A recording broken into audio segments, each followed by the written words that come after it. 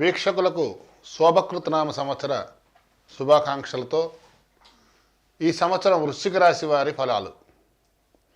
ఈ సంవత్సరం వృశ్చిక రాశి వారికి ఏప్రిల్ 22 వరకు కూడా గురువు మీ రాశికి పంచమ స్థానమైన మీనరాశిలో సంచరించడం, ఆ తర్వాత షష్ఠ స్థానమైన మేషరాశిలోకి ప్రవేశించి సంవత్సరం అంతా కూడా అదే స్థానంలో సంచరించడం, శని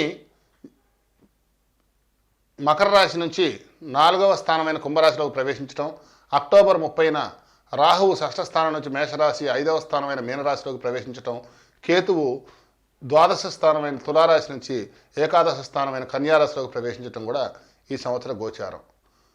ఇక శోభకృతనామ సంవత్సరం ఉద్యోగస్తులకు ఎలా ఉండబోతోంది? వృశ్చిక రాశి వారికి శోభకృతనామ సంవత్సరం మిశ్రమ ఫలితాలనే ఇస్తుందని చెప్పొచ్చు. ఈ సంవత్సరం అంతా కూడా శని గోచారం 4వ స్థానంలో అనుకూలంగా లేకపోవడం, ఏప్రిల్ నుంచి గురువు గోచారం షష్ఠ స్థానంలో సామాన్యంగా ఉండటం వల్ల ఈ సంవత్సరం ఉద్యోగస్తులకు మిశ్రమ ఫలితాలను ఇస్తుంది. ముఖ్యంగా శని గోచారం కారణంగా ద్వితీయార్థంలో పని ఒత్తిడి ఎక్కువగా ఉంటుంది. ఏప్రిల్ వరకు కూడా గురువు గోచారం మరియు రాహు గోచారం అనుకూలంగా ఉంటుంది కాబట్టి వృత్తిలో అభివృద్ధి అనేది సాధ్యమవుతుంది.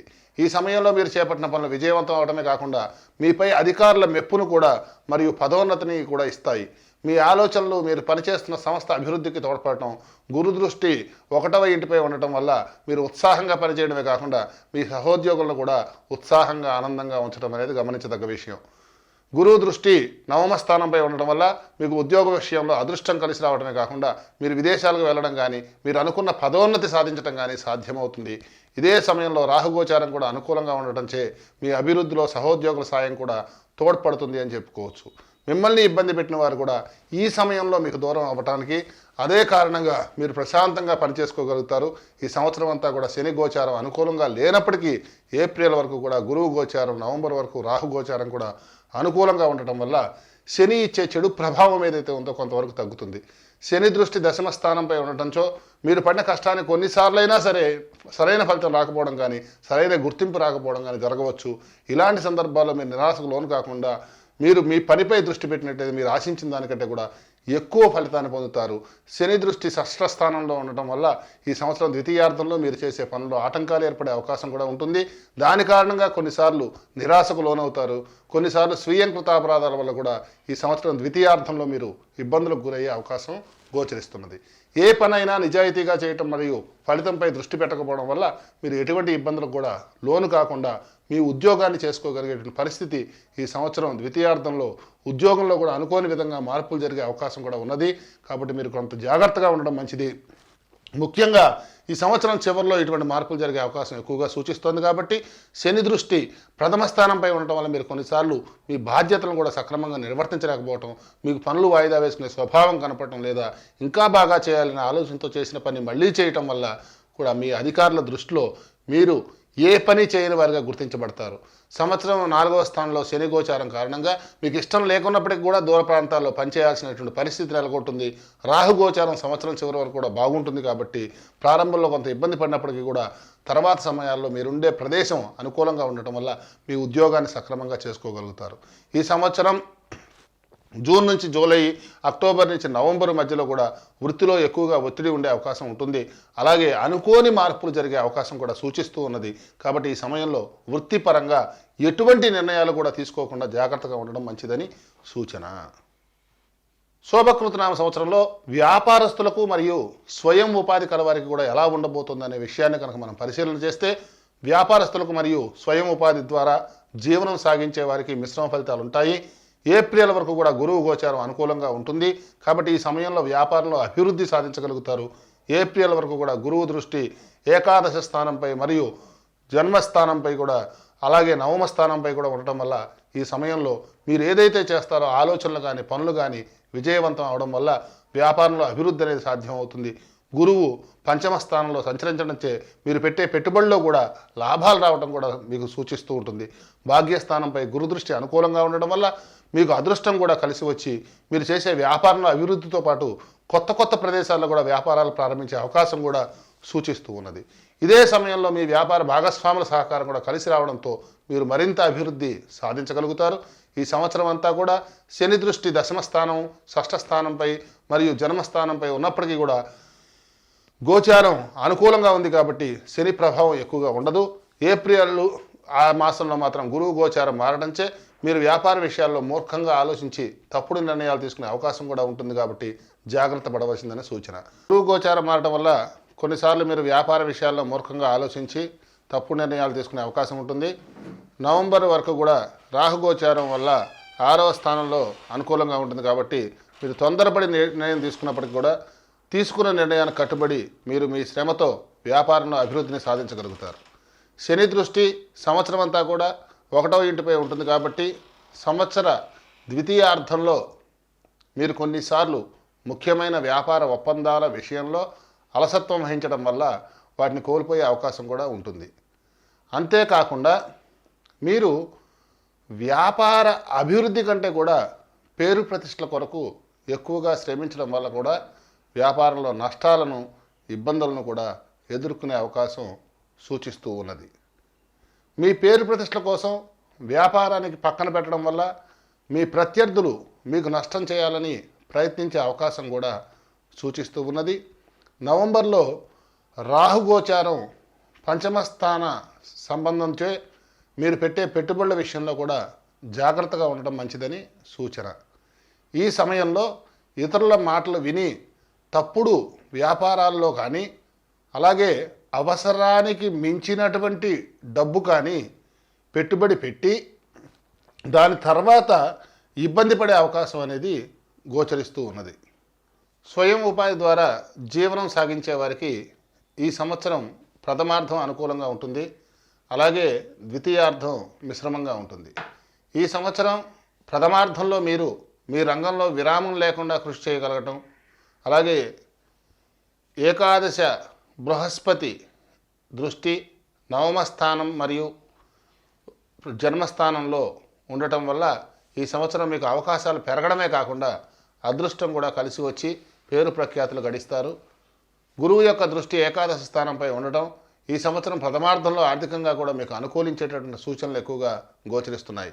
మీలో సృజనాత్మకత పెరగడమే కాకుండా మీ నైపుణ్యం కూడా అభివృద్ధి చెంది మీకు అవకాశాలన్నీ కూడా పెరిగేలా చేస్తుంది. తర్వాత గురువు గోచారం 6వ స్థానంలో ఉండటంచే ఈ సమయంలో మీకు వచ్చిన అవకాశాలను కూడా సరిగా వినియోగించుకోలేకపోతారు. మీరు మీ పని కంటే కూడా మీ పేరు ప్రతిష్టలపై ఆదాయంపై దృష్టి పెట్టడం వల్ల మీకు అవకాశాలు ఇచ్చిన వారు కూడా మీ కారణంగా ఇబ్బంది పడే అవకాశం అనేది సూచిస్తూ ఉన్నది. శని దృష్టి వల్ల ఈ శోభకృతనామ సంవత్సరం మీ నిర్లక్ష్యం కారణంగా కొన్ని అవకాశాలను వదిలివేస్తారు. ఎదుటివారిని తక్కువగా అంచనా వేయటం లేదా వచ్చిన అవకాశాన్ని చిన్నదిగా భావించడం వల్ల మీరు ఆర్థికంగా మరియు సమాజపరంగా కూడా భవిష్యత్తులో ఇబ్బందులను ఎదుర్కొనే అవకాశం గోచరిస్తూ ఉన్నది.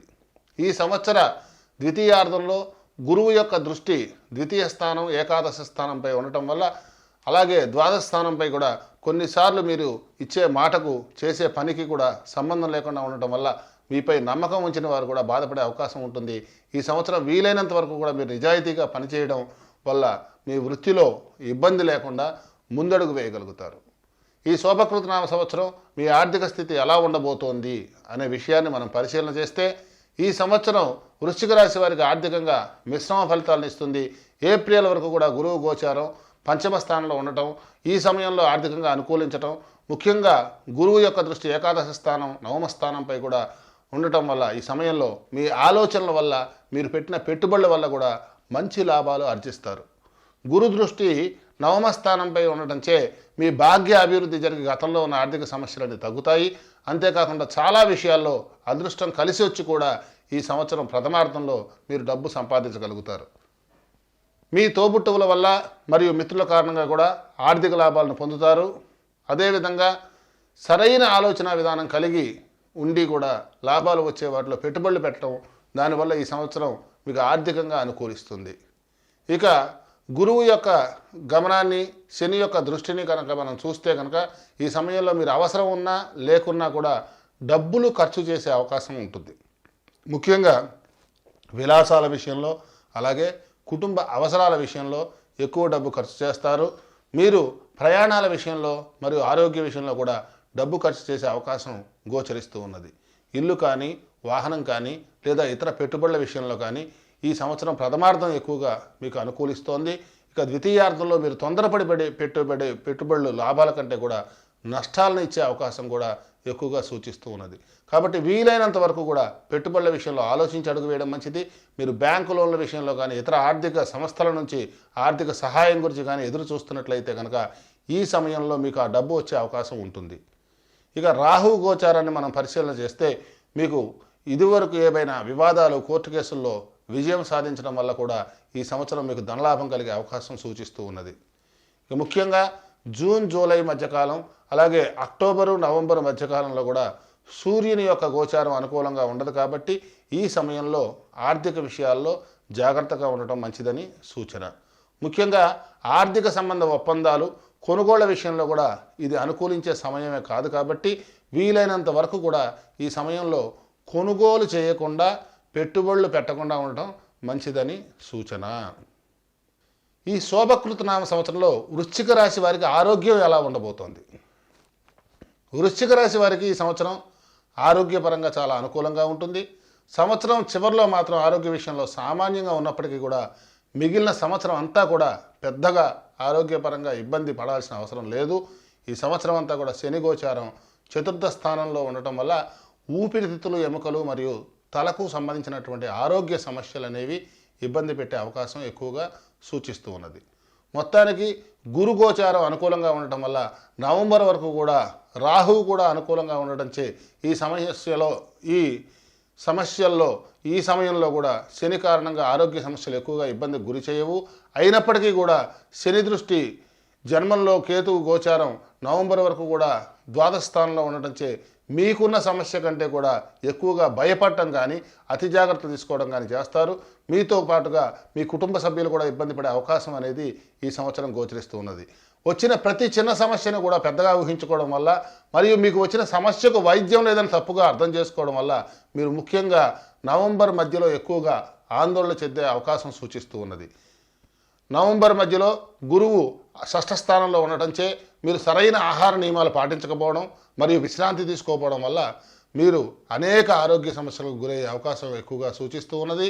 మొత్తం మీద ఈ శోభకృతనామ సంవత్సరంలో గురుదృష్టి ద్వాదశ స్థానంపై ఉండటంచే మీరు సమస్య ఉన్నా లేకున్నా తరచుగా ఆసుపత్రిని సందర్శించడం అనేది జరుగుతుంది. ముఖ్యంగా మీకుండే భయాలు, అనుమానాల కారణంగా ఈ విధంగా చేసే అవకాశం సూచిస్తూ ఉన్నది. మీరు సరైన ఆహార నియమాలు పాటించడం వల్ల మానసిక ప్రశాంతత కొరకు ప్రాణాయామం, యోగా ఇలాంటి పద్ధతులను అలవాటు చేసుకోవడం అనేది చెప్పదగ్గ సూచన. ఆరోగ్య విషయంలో ఇబ్బంది పడే అవసరం ఉండదు. కాబట్టి నవంబర్ నుంచి రాహుగోచారం పంచమ స్థానంలో ఉంటుంది. కాబట్టి ఈ సమయంలో ఉదర సంబంధ వ్యాధులు, అలాగే హృద్రోగ సమస్యలు, నరాలకు సంబంధించిన ఆరోగ్య సమస్యలు కూడా మిమ్మల్ని ఇబ్బంది పెట్టే అవకాశం ఉన్నది. పైన చెప్పిన విధంగా మీరు మానసికంగా శాంతంగా ఉండి మీ జీవన శైలిని కొద్దిగా మార్చుకున్నట్లయితే ఈ సంవత్సరం వచ్చే ఆరోగ్య సమస్యలు మిమ్మల్ని పెద్దగా ఇబ్బందికి గురి చేయవని చెప్పవచ్చు. ఈ సంవత్సరం మొత్తం మీద మార్చి, మే మధ్యకాలము అలాగే అక్టోబర్, నవంబర్ మధ్యకాలం ఆరోగ్య విషయంలో అనుకూలంగా ఉండకపోవచ్చు. అదే సమయంలో కుజుని గోచారం కూడా అనుకూలంగా ఉండదు. కాబట్టి మీరు ఆవేశానికి, అధిక కోపానికి గురయ్యే అవకాశం సూచిస్తూ ఉన్నది. ముఖ్యంగా వాహనాలు నడిపేటప్పుడు మాత్రం జాగ్రత్తగా ఉండడం మంచిది. ఇదే సమయంలో ఆవేశానికి లోనై వాహనాలు వేగంగా నడపడం వల్ల అనవసరమైన సమస్యను తెచ్చుకునే అవకాశం సూచిస్తూ ఉన్నది. కాబట్టి వీలైనంత వరకు కూడా ప్రశాంతంగా ఉండటం అలవరుచుకోవడం మంచిదని సూచన. శోభకృతనామ సంవత్సరంలో విద్యార్థులకు ఎలా ఉండబోతోంది? ఈ సంవత్సరము వృశ్చిక రాశిలో జన్మించిన విద్యార్థులు మిశ్రమ ఫలితాలను అనుభవిస్తారు. గురుగోచారం అనుకూలంగా ఉండడం వల్ల వీళ్ళు చదువుల్లో బాగా రాణిస్తారు. కొత్త విషయాలు నేర్చుకోవాలనే తపన ఎక్కువ అవుతుంది. అలాగే చదువుపై ఆసక్తి కూడా పెరుగుతుంది. ఇదే సమయంలో పరీక్షల్లో కూడా మంచి మార్కులతో ఉత్తీర్ణతను పొందుతారు. అలాగే గురువు యొక్క సంచారాన్ని కనుక మనం చూసుకుంటే ఉన్నత విద్య కొరకు విదేశాలకు వెళ్ళాలనుకునేవారు లేదా స్వదేశంలోనే పేరున్న విద్యా సంస్థల్లో ప్రవేశం కోరుకునే వారికి కూడా అనుకూల ఫలితమే లభిస్తుందని చెప్పేసి చెప్పవచ్చు. గురువు యొక్క గోచారాన్ని మనం పరిశీలన చేస్తే అనుకూలంగా ఉండటం వల్ల పోటీ పరీక్షలు ఎవరైతే రాస్తున్నారో వారికి కూడా ఈ సమయం అనుకూలిస్తుంది. అలాగే పోటీ పరీక్షల్లో ఉత్తీర్ణులై కోరుకున్న ఉద్యోగాలు పొందగలగటం, ఏప్రిల్ అలాగే చివరిలో గురువు యొక్క గోచారాన్ని చూడటం వల్ల చదువుపై విద్యార్థులకు శ్రద్ధ తగ్గే అవకాశం కూడా సూచిస్తూ ఉన్నది. ఈ సమయంలో వారి శ్రమపై నమ్మకం తగ్గడమే కాకుండా సులువుగా ఉత్తీర్ణులయ్యే మార్గాలను వెతికే ప్రయత్నం చేస్తారు. దానివల్ల సమయం వ్యర్థం అవటమే కాకుండా పరీక్షల్లో ఫలితాలు కూడా అనుకున్న విధంగా రాకపోవచ్చు. అంతేకాకుండా తమ సామర్థ్యం కంటే ఎక్కువ సామర్థ్యం కలిగి ఉన్నది అనే భావనలో చదువు పట్ల నిర్లక్ష్య ధోరణి కనబరుస్తారు. దానివల్ల కూడా చదువులో వెనకబడే అవకాశం ఉంటుంది. సంవత్సరం అంతా కూడా చతుర్థ స్థాన శని సంచారం వల్ల వీరు చదువు విషయంలో వాయిదా వేసే పద్ధతిని అలవరుచుకోవటం, ముఖ్యంగా ప్రాథమిక విద్యాభ్యాసం చేస్తున్న విద్యార్థుల్లో మాత్రం ఈ ధోరణి ఎక్కువ అవుతుంది. నవంబర్ వరకు కూడా రాహు సంచారం అనుకూలంగా ఉండటం వల్ల వీరు తమ తప్పు తెలుసుకుని మళ్ళీ కష్టపడి చదివే అవకాశం కూడా సూచిస్తూ ఉన్నది. మొత్తానికి గురు రాహువులు కలిసి ఉండటం వల్ల విద్యార్థుల్లో చదువుపై ఆసక్తి కంటే కూడా కీర్తి ప్రతిష్టల మీద ఆసక్తి ఎక్కువ అవుతుంది. దాని కారణంగా చదువును నిర్లక్ష్యం చేసి ఇతర వ్యాపకాలను అలవాటు చేసుకునేటువంటి అవకాశం కూడా గోచరిస్తూ ఉన్నది. ముఖ్యంగా నవంబరు నుంచి రాహు గోచారం వల్ల పరీక్షల విషయంలో అహంకార ధోరణి అలవరుచుకోవటం, దాని కారణంగా చదువుపై శ్రద్ధ పెట్టక పరీక్షల్లో సరైన ఫలితాలు సాధించలేనటువంటి దుస్థితి కూడా నెలకొని ఉంటుంది. శోభకృత నామ సంవత్సరంలో ఏ గ్రహాలకు ఏ ఏ పరిహారాలు చేయాలి? ఈ శోభకృత నామ సంవత్సరంలో వృశ్చిక రాశి వారు శని, గురువు, రాహు మరియు కేతువులకు పరిహారాలు తప్పనిసరిగా ఆచరించడం మంచిది. సంవత్సరం అంతా కూడా శని గోచారం చతుర్థ స్థానంలో ఉండటం వల్ల శ్రమకు తగినటువంటి ఫలితాన్ని పొందలేరు. దానివల్ల మానసిక ఒత్తిడి లోనయ్యే అవకాశం ఉంటుంది. కాబట్టి ఆ ప్రభావం తగ్గించుకోవడానికి శనికి పరిహార క్రియలు ఆచరించడం మంచిది. దానికి గాను ప్రతిరోజు కూడా లేదా ప్రతి శనివారం కూడా శని యొక్క స్తోత్ర పారాయణ చేయటం, శని మంత్రజపం చేయటం, లేదా ఆంజనేయ స్తోత్రం పారాయణం చేయటము, హనుమాన్ చాలీసా చదవటం అనేది మంచిది. ఈ సంవత్సరం ద్వితీయార్థంలో గురువు గోచారం 6వ స్థానంలో అంతగా అనుకూలంగా ఉండదు. కాబట్టి గురువిచ్చే చెడు ఫలితాలను తగ్గించుకోవడానికి ప్రతిరోజు లేదా ప్రతి గురువారం కూడా గురువు యొక్క స్తోత్ర పారాయణ చేయటం, అలాగే గురు చరిత్ర పారాయణ చేయడం మంచిది. సంవత్సరం చివరిలో మాత్రం రాహుగోచారం 5వ స్థానంలో ఉండటం చేత సంతానం కావలసిన వారు ఈ సమయంలో రాహు ఇచ్చే చెడు ఫలితాలు తగ్గించుకోవడానికి ప్రతిరోజు లేదా ప్రతి శనివారం రాహు పూజ చేయటం, రాహు స్తోత్ర పారాయణ చేయటం, రాహు మంత్ర జపం చేయించుకోవడం మంచిది. అంతేకాకుండా దుర్గా సప్తశతి పారాయణ చేయటం లేదా అమ్మవారికి కుంకుమార్చన చేయించడం వల్ల కూడా రాహు ప్రభావం అనేది తగ్గుతుంది. ఈ యొక్క సంవత్సరము కేతు సంచారాన్ని చూసుకుంటే కేతువు ఇచ్చే చెడు ఫలితాలు తగ్గించుకోవడానికి ప్రతిరోజు కానీ ప్రతి మంగళవారం కానీ కేతు పూజ చేయటం, కేతు స్తోత్ర పారాయణ చేయటం, అంతేకాకుండా కేతు ఇచ్చే చెడు ప్రభావం తగ్గించుకోవడం ప్రతిరోజు కూడా కానీ ప్రతి మంగళవారం కానీ గణపతి అభిషేకము, చిత్రావృత తర్పణం చేయడం లేదా గణపతి పూజ చేయించుకోవడం శుభసూచకం. స్వస్తి ప్రజాభ్యాం పరిపాలయంతాం న్యాయేన మార్గేణ మహిమహీషాం గోబ్రాహ్మణేభ్యః శుభమస్తు నిత్యం. లోకాః సమస్తాః సుఖినో భవంతు. సర్వే జనాః సుఖినో భవంతు.